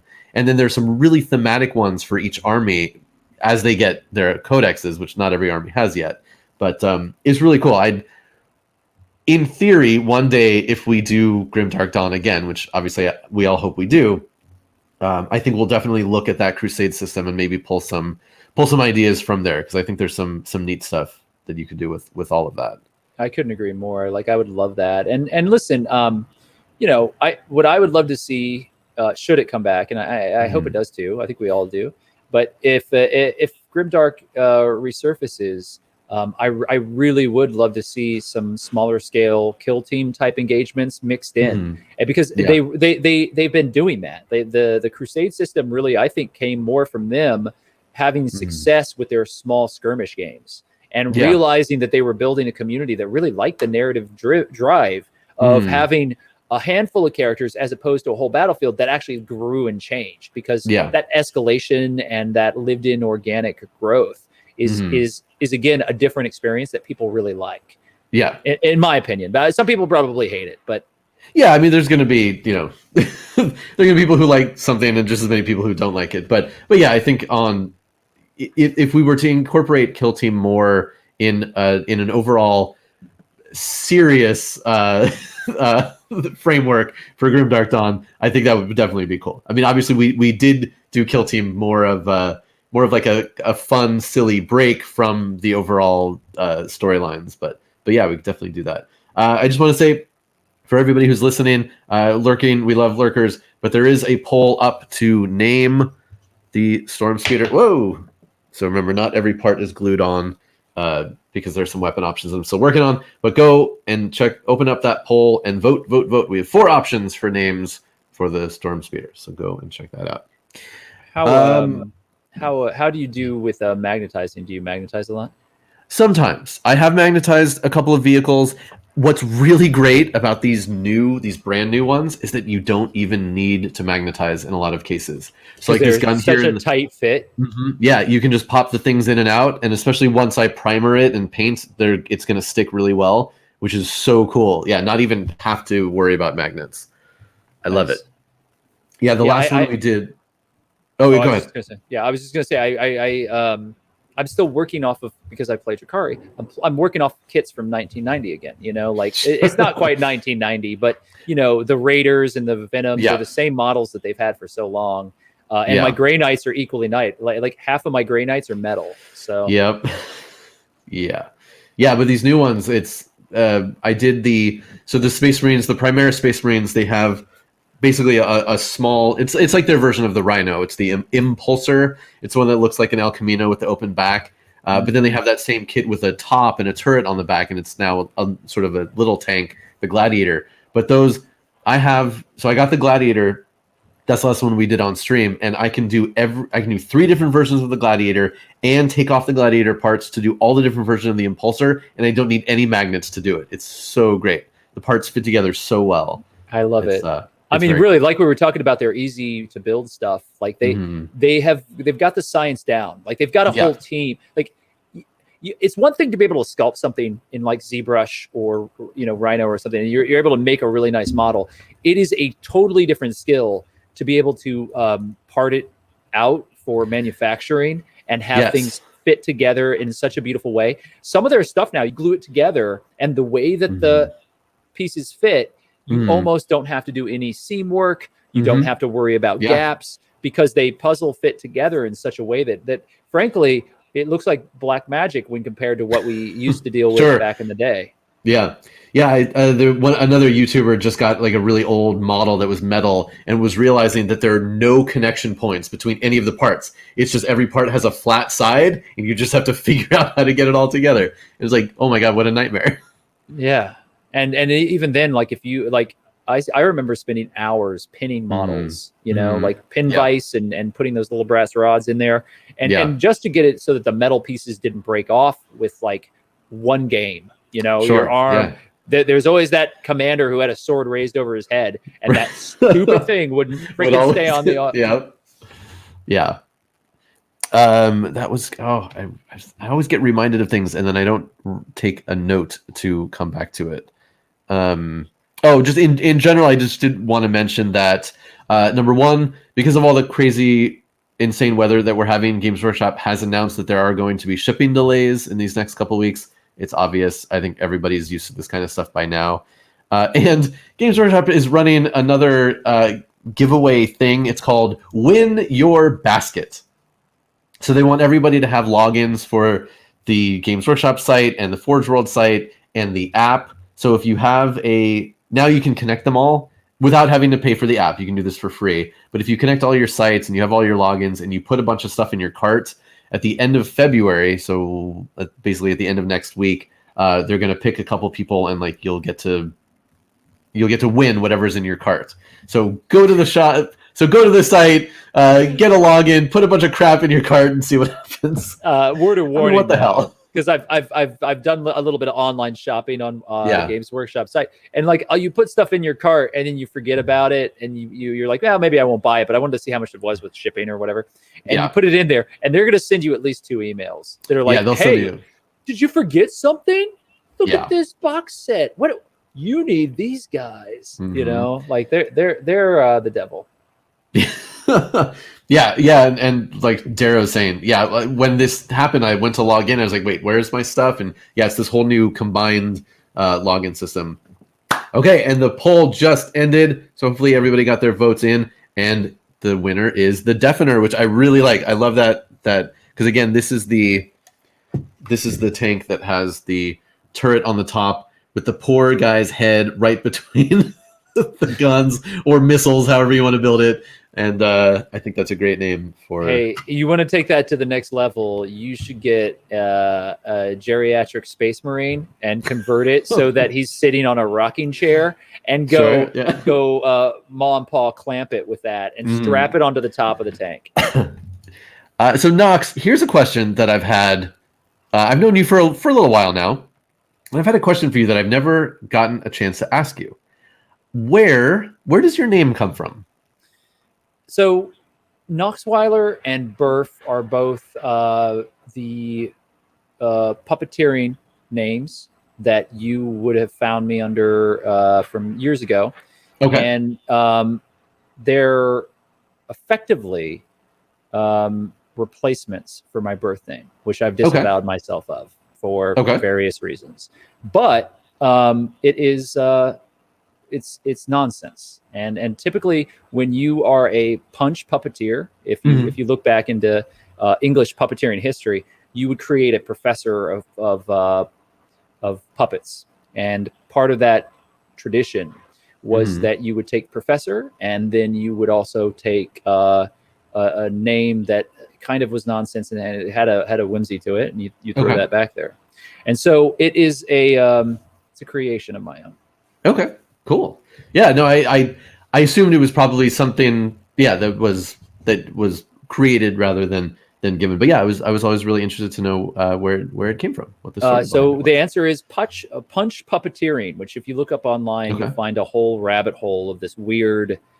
You'll recognize a lot of my aesthetical references and my inspirations in that world.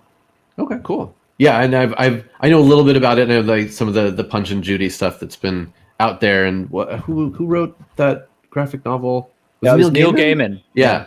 I know that's just part of the whole thing. But yeah, I know that's a very traditional art form. I mean, I consider myself part of that style. That's what I grew up on. A lot of the darker 90s, like underground comic fare. Alan Moore did a whole lot of it. The Swamp Thing movement changed the way that comics were perceived. But more than that too. There was like an art movement that kind of went alongside the Tim Burton, Neil Gaiman. I'm always loath to say goth because I don't consider myself goth. I consider myself something adjacent, perhaps, but just like. Yeah, it's a loaded term now. It evokes other things other than what it originally. And I mean, like I have a ton of goth friends. Like I get it, but like for me, it's always been I don't know, morbidly adjacent. To that world. And I think that like Warhammer and a lot of the fantasy stuff that I've been involved in it all ties together with that. Yeah. And puppeteering is something that also really kind of ties into this world as well. And the crafting of a lot of the stuff that kind of pulled me back into this. It all has been cycling in this kind of pop culture tumbler for me, Interesting. Yeah. We my wife, when she went to film school, her graduate film involved it was a stuffed animal that had come to life. So we worked with a whole team of puppeteers who were very interesting people. We learned a lot about how all that kind of stuff works. It was cool. It was eye-opening. And they do like mixed media plays and performances where there's puppeteering going on and people and video and all sorts of really interesting artistic stuff. Yeah.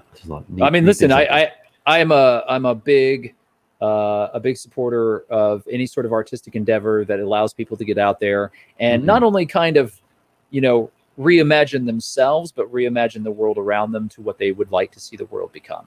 Yeah. And I think that's the root of a lot of what good artists do. And I certainly aspire to that.